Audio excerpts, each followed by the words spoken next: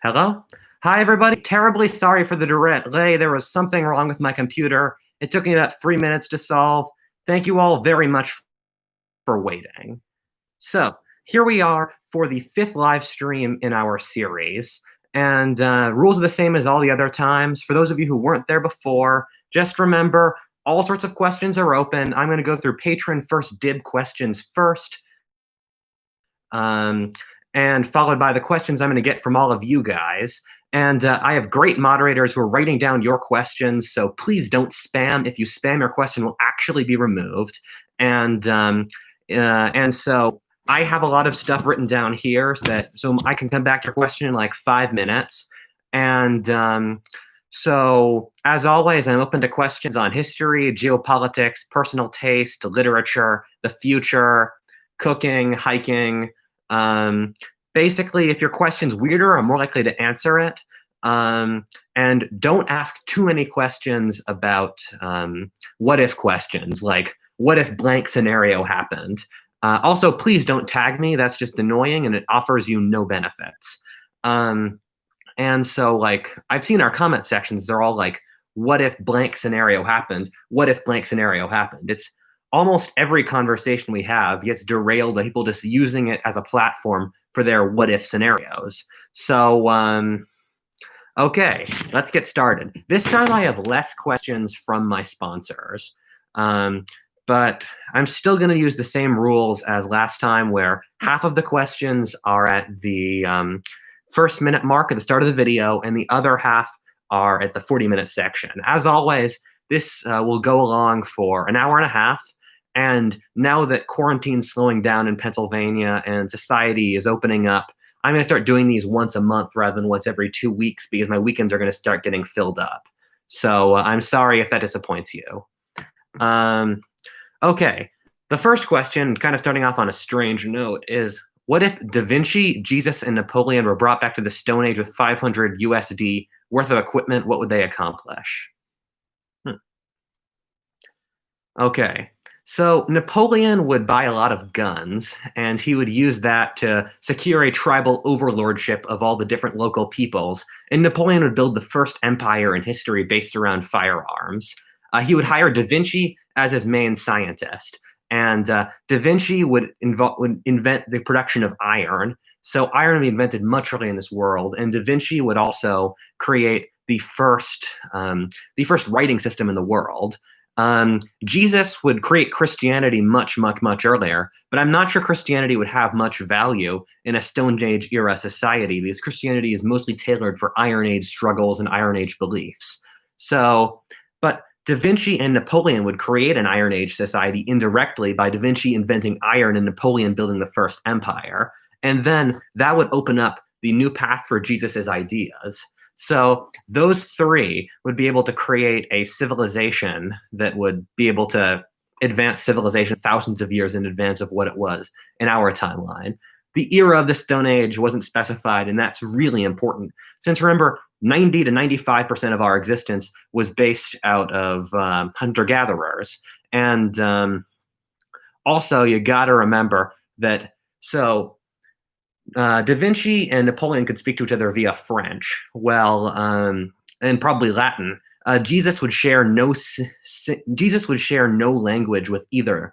Actually, Da Vinci might have spoken Aramaic. He was a really smart guy, Aramaic or Hebrew. And so, okay, next question.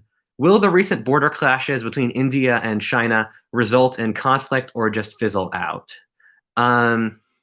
Okay, so the current ones, India and China, you gotta remember, have been doing this for years. Like, I've been following, every morning I wake up, first thing I look up is China, India news to see what's happening, because India and China they've been struggling and having border disputes for years. And every couple months you see something where at least 1 or 2 Indian soldiers are killed. And so this is very much a progression of that. However, I think it's almost certain, unless there's something that I really don't know, that India and China are going to have a major war within the next few years, because China is damming up the mountains that lead water into India.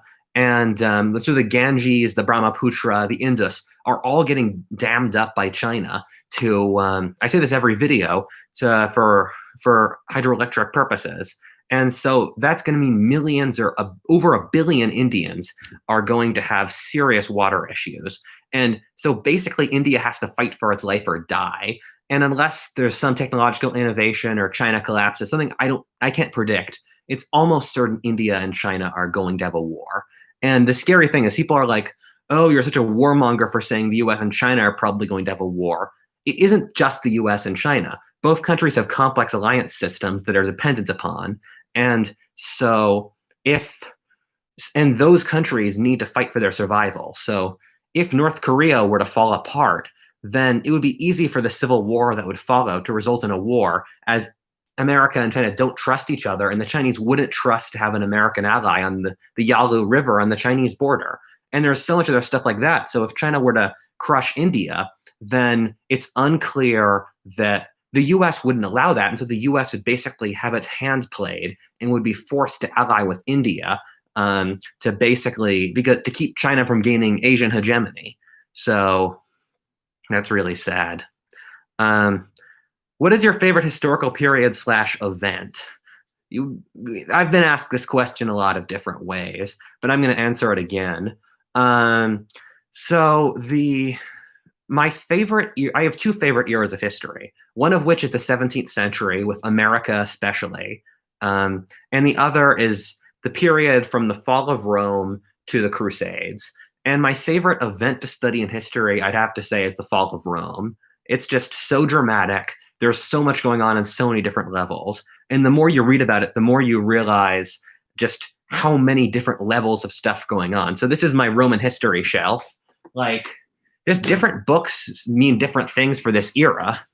So, like, this is a book by a really good author about Christianity and wealth and class in the late Roman Empire. This is really interesting, and it's about barbarian invasions and how that dealt with the empire. And then we've got Gibbon, of course, who he's really interesting, but he's hard to really read for the modern era because our senses of different stuff, our senses of pace are so different. Oh, just a guide to this bookshelf back here. This is the Roman Empire. This is sci-fi. This is Wilderant. Oh yeah, this is random travel Appalachian Trail hiking shit. Okay. What do you think of the protests? I've probably just opened a can of worms by saying this, but I'd like your thoughts. So I like my head where it is. The political climate in America is very tough. So I'm going to try to be as uncontroversial as possible. I'm not going to cover race. I'm not going to cover systemic issues. There's just two things that I think are very, very obvious if you read history that no one seems to talk about. The first of which is that the left is pushing further and further to the left. And I don't think that's going to be controversial. When they've created an independent nation, Chaz basically, and you're supporting looting, that is so far to the left of what the average American wants that we're probably not going to see the left win an American election for a very long time. And so the left is moving so far away from the center that the right can easily launch a backlash. And that's something I really worry about. I've run this channel for 7 years. This channel's very much in the red bubble. Most people here are conservatives. But I've seen the stuff that conservatives say has been getting further and further right. And so the left going further and further left, I think the right's going to have a backlash and be able to crush the really far left. And I don't want either extreme. I'm a centrist. I'm a classical liberal. And I just find this whole thing worrying where the left is producing a lot of different arguments that can be used so easily by the right against them. Like the argument that races can't understand each other and that the only language to speak is violence. I mean, that's not stuff you want to have used against you. It's not stuff that you want to have in your political discourse. And okay.